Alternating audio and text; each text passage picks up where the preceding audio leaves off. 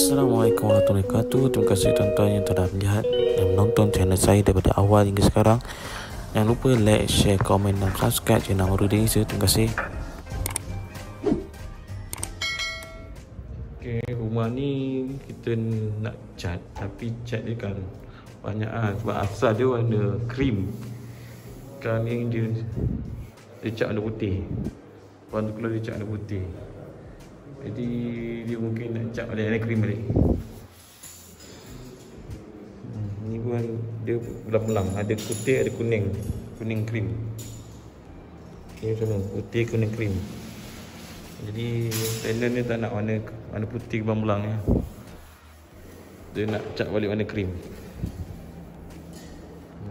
Banyak ni. Paling teruk beli tengah paling teruk.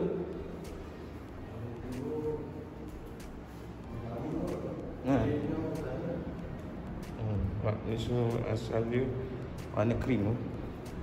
Ni ada kesan ni. Macam kesan ni. Ni kesan mari kot.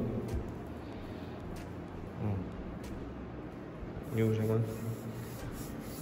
Dia ada belang-belang. Tapi dia buat kipas lah. Tak nampak dia belang ni.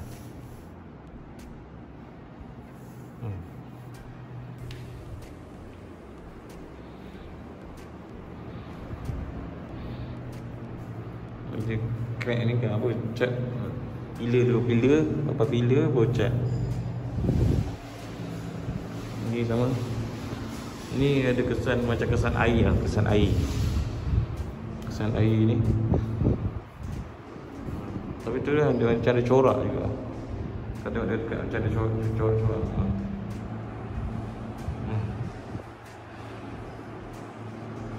Ada corak macam bulat-bulat like. Apa tikam.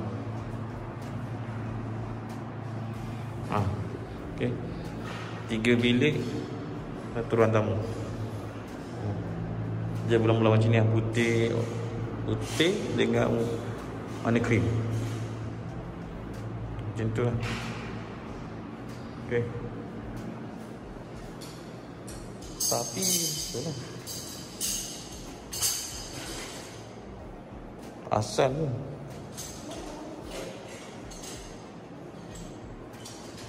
Tak tahu.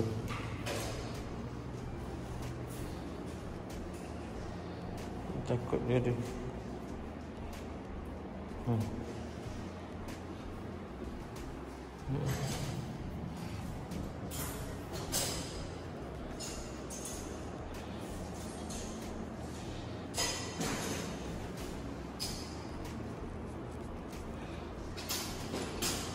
Kalau tengok betul-betul dinding ni macam ada ombak. Ni colour separuh.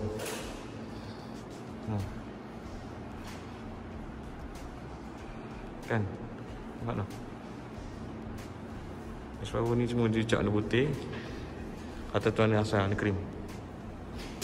Sama orang tamu.